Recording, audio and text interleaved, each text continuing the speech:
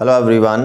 Today we are going to start chapter 5 of class 10th mathematics, that is arithmetic progressions. Now before understanding that what is this arithmetic progression, we'll see first of all what is a sequence. Sequence क्या होता है? What is the sequence first of all? Sequence, you know, anything which follows some particular pattern. That which follows some particular pattern.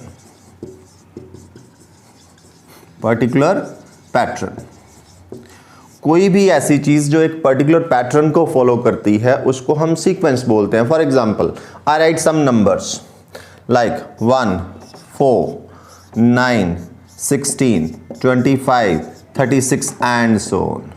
In finite sequence there are two types of sequences: finite sequence and infinite sequence. Finite sequence which ends somewhere, infinite which never ends. Now like I have written some numbers here, you have to see whether this is a sequence और मैंने ऐसे ही कुछ randomly number लिखे हैं. ये हमने note करना है कि ये एक सीक्वेंस है या नहीं. नंबर्स क्या हैं? 1, 4, 9, 16, 25, 36 एंड सो ऑन. आप ये देखना है कि क्या ये पर्टिकुलर पैटर्न फॉलो करते हैं. सी 1, 4, 9, 16, अगर आप ध्यान से इनको रीड करेंगे 2-3 बार तो आपको दिखने लग जाएगा, समझ में आने लग जाएगा कि क्या इसमें पैटर्न क्या फॉलो हो रहा है. C 1 is a square of 1, 2 square 4, 3 square 9, 4 square 16, this is 5 square, this is 6 square. So ये एक पर्टिकुलर पैटर्न है. ये पर्टिकुलर पैटर्न कैसे है? अगर मैं आपसे पूछूं बताओ नेक्स्ट टर्म क्या होगी, then you are easily going to tell me the next term. क्योंकि ये 6 का स्क्वायर था तो यू विल से नेक्स्ट वाला नंबर जो होगा वो 7 का स्क्वायर होगा. मींस क्या नंबर होना है वो 41. तो नेक्स्ट टर्म भी आप बता सकते हैं 49, नेक्स्ट टर्म भी आप बता सकते हैं. ये 7 का स्क्वायर है तो अगला किसका होना है? 8 का स्क्वायर, 8 का square 64 and so on. That mean this is a sequence. So how many sequences we have now? You know we have infinite type of sequences we have. Like ये किसकी सीक्वेंस थी? स्क्वायर्स की sequence. ऐसे ही cubes की sequence, ऐसे ही power 4 की sequence, जितनी मर्जी सीक्वेंसेस लिख लो. डबल्स की सीक्वेंस, ट्रिपल्स की सीक्वेंस, 4 टाइम्स की सीक्वेंस. ठीक है, डबल्स की sequence like 2, 2's double 4, 4's double 8, 8's double 16, 16 double 32 and so on. Right. ऐसे ही 3 के मल्टीपल्स की सीक्वेंस, 4 के मल्टीपल्स की सीक्वेंस, स्क्वायर रूट्स की सीक्वेंस, क्यूब रूट्स की sequence. That means we have infinite type of sequences.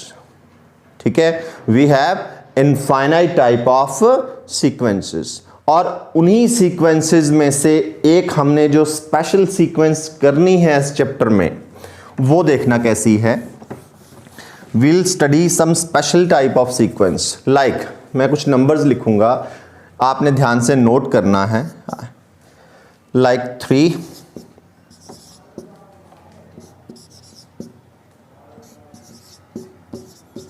ये कुछ मैंने नंबर्स लिखे हैं. पहले तो आप ये देखो क्या ये सीक्वेंस है या नहीं.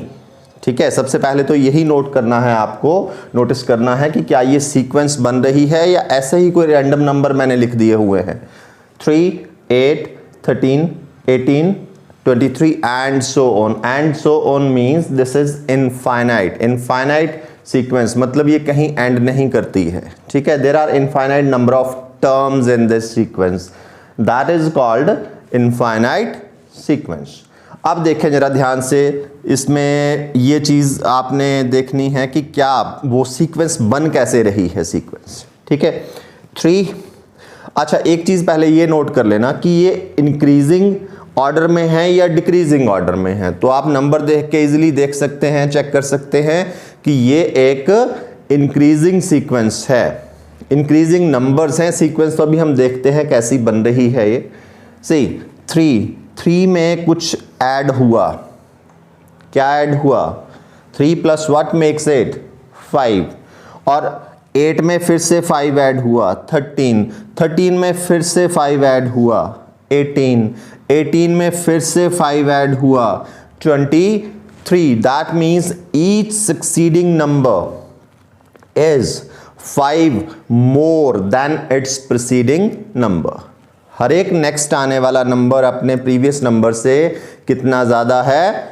It is 5 more. तो अगर मैं आपसे पूछूं, आई हैव रिटन 5 टर्म्स, तो tell me the 6th term of this sequence. Easily you can tell. क्या करना है आपको? Simply you have to add 5 to 23, so 23 plus 5 gives you 28। ठीक है, और एक और सीक्वेंस लिखता हूं, दिस इज सीक्वेंस। क्या हो रहा है? Each succeeding term is increased by a constant, ठीक है, than the its preceding term. Now I write some more terms here like 100, 90, 80, 70, 60 and so on. पहली बात सीक्वेंस है, दिख रहा है सीक्वेंस है। कैसी सीक्वेंस है? इंक्रीजिंग सीक्वेंस है या डिक्रीजिंग सीक्वेंस है? ठीक है, सो ये देखना, नंबर डिक्रीज हो रहे हैं तो obviously it's a decreasing sequence.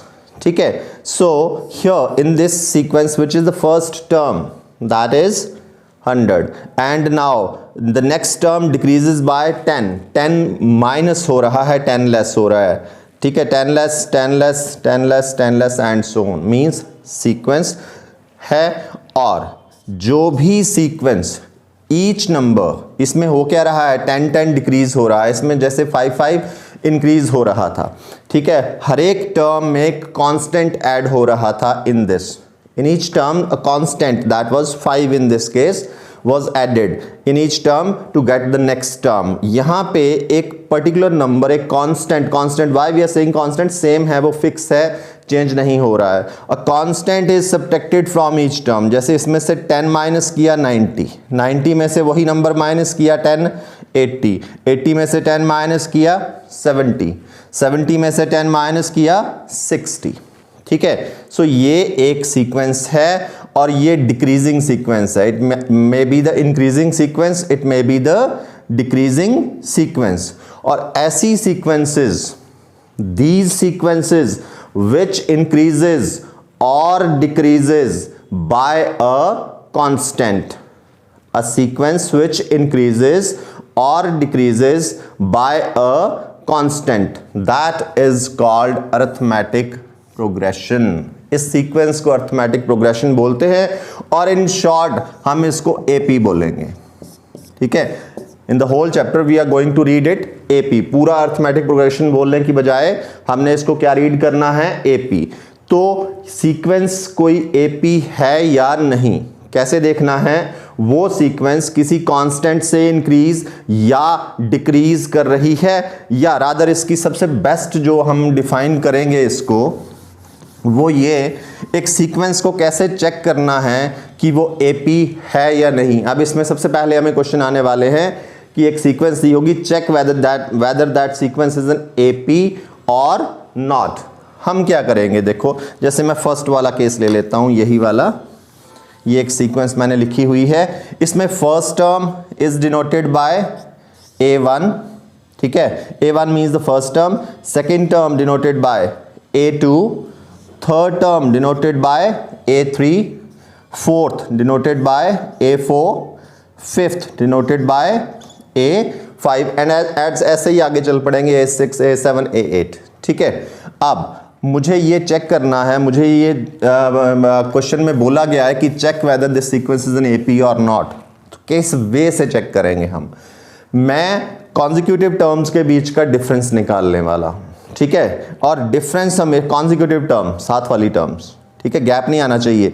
और डिफरेंस निकालना second minus first, first minus second नहीं करना, second minus first means A2 minus A1। What is A2 here?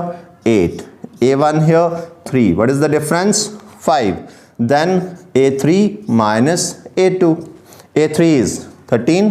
A3 means third term. A2 means second term। ये आपने दिमाग में बिठा लेना है।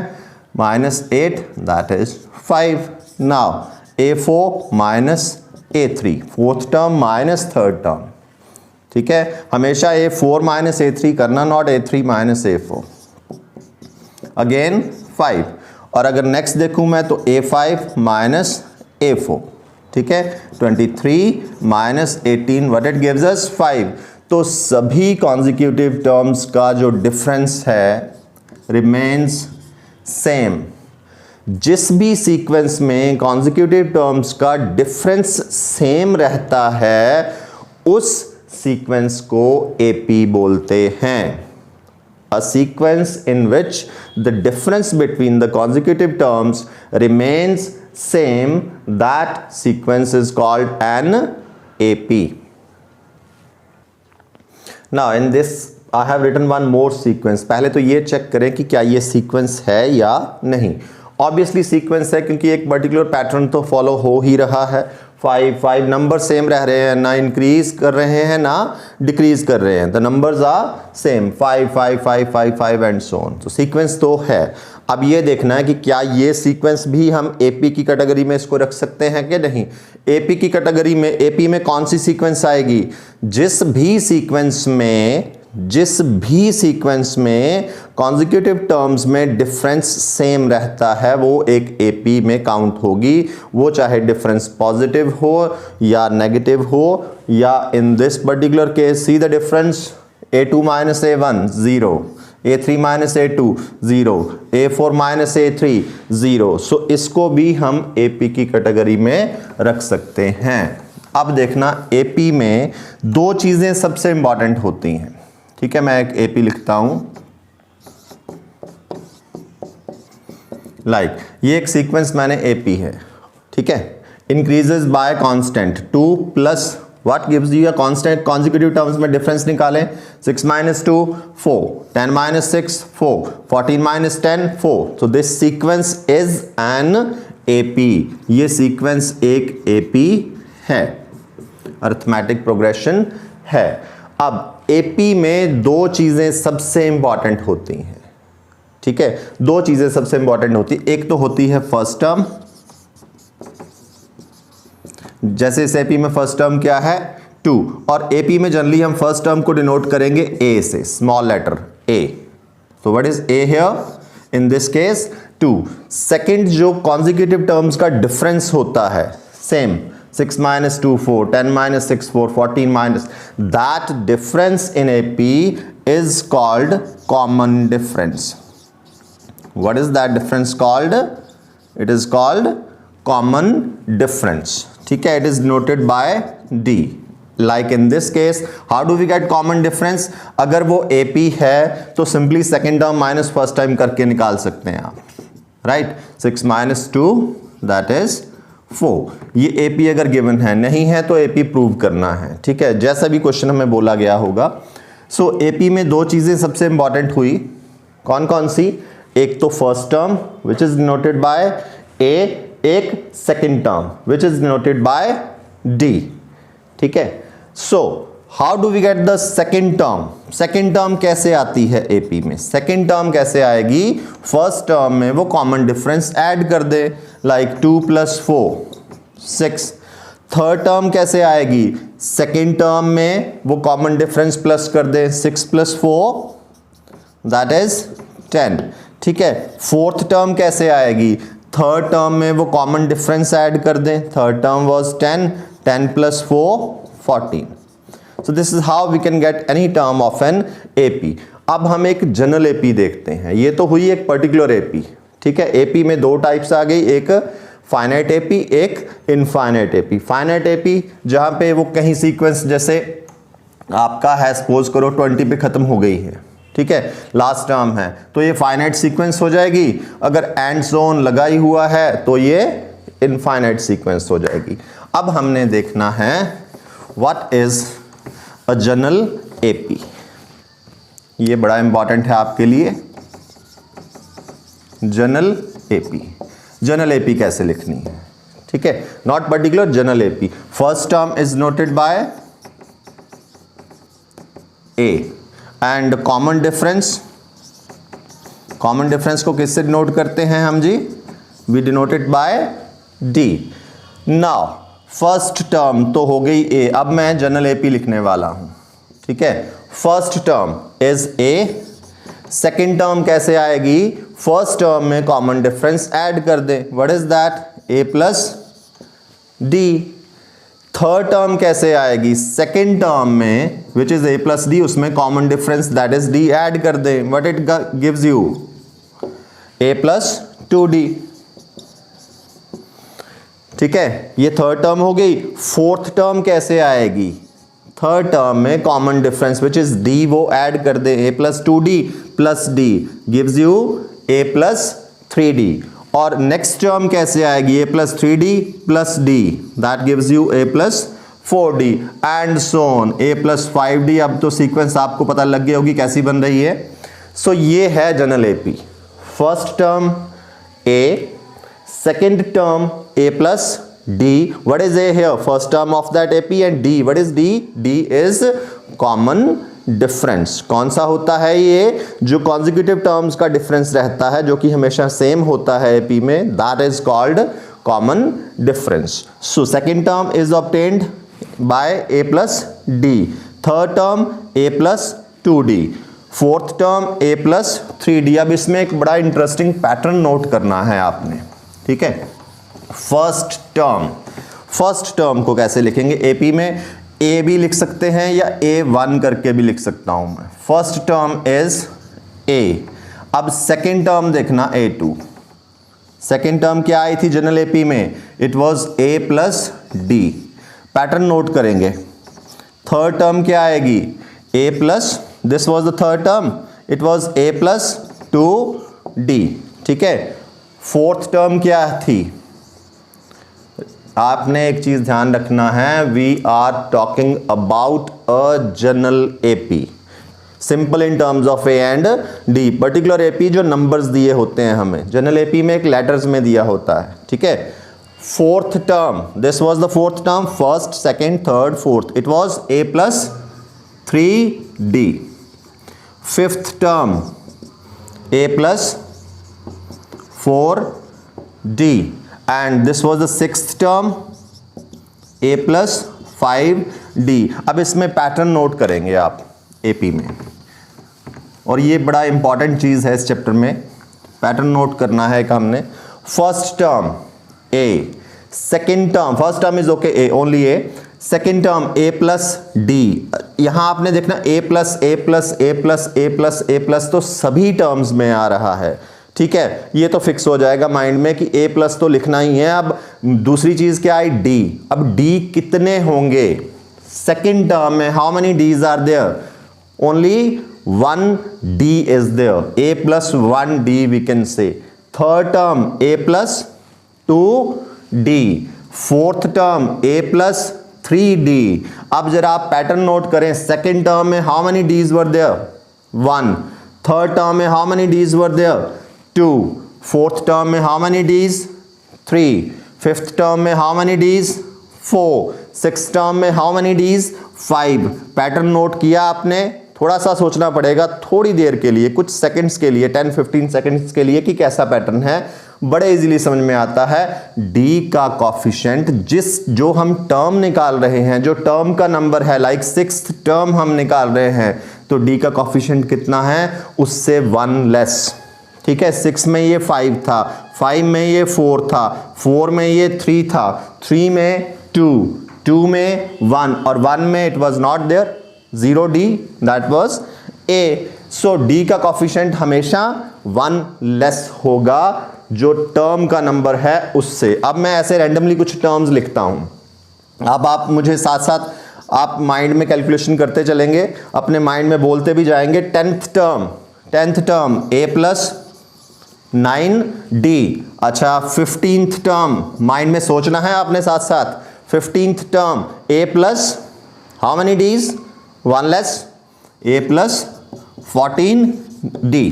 ठीक है, 20th term 1 less, a plus 19d। अच्छा, 50th टर्म a 50। ठीक है, कॉफिशिएंट 1 लेस, 49d। अच्छा, 100th term a plus 99d। 1000th term a plus, वैसा ही लिखना है, पैटर्न तो वही चलेगा। ठीक है, 10,000th term a plus 9999 D, ऐसे करके हम लिख सकते हैं। तो डी का कॉफिशिएंट हमेशा टर्म से 1 लेस होगा। तो दैट मीन्स एपी में अगर हमें कोई भी टर्म निकालने को बोला गया हो, जब हम इसकी वर्कशीट स्टार्ट करेंगे, एपी में जब भी हमें कोई भी टर्म निकालने को बोला गया हो, दो चीज़ें चाहिए होती हैं हमें। We need two things. कौन कौन सी? One is A and other is D. एक तो हमें उस सीक्वेंस की, उसे एपी की फर्स्ट टर्म चाहिए और दूसरा उसका कॉमन डिफरेंस चाहिए। अगर मेरे पास ये दो चीज़ें हैं तो मुझसे कोई भी टर्म निकालने को बोला गया हो, I am able to find that term. ये समझ लेना है, ठीक है। 10th टर्म बोला है, ए एंड डी की वैल्यू है तो I know A plus 9d, value डालनी है और डी की मेरी टर्म निकल जाएगी। अब यहीं से आते हैं एक बड़े इंपॉर्टेंट कंसेप्ट पे, जो इसका फर्स्ट कंसेप्ट है एपी का, we'll find its general term. और जनरल टर्म को हम nth टर्म भी बोलते हैं, nth term of an AP, nth term of an AP denoted by an, ठीक है। जनरल term, nth term, you know 10th term a plus 9d, 15th a plus 14d, 20th a plus 9d, उसी pattern में ये कौन सी term है? nth term. So a plus वो तो पता ही आना है, ठीक है। d, कितने d? जो नंबर है उससे 1 लेस होता है, क्या है नंबर? n, तो d का coefficient n minus 1d। This is the nth term of an AP. This is also called the general term of an AP. What is the nth term? A plus n minus 1 into D. This is the first topic of this chapter. जो हमने आगे continue करना है वो यहीं से आगे continue करने वाले हैं। तो इसके बेसिक्स आपने बहुत ध्यान से देखने हैं, बेसिक्स हैं भी बहुत इसके इजी। Thank you.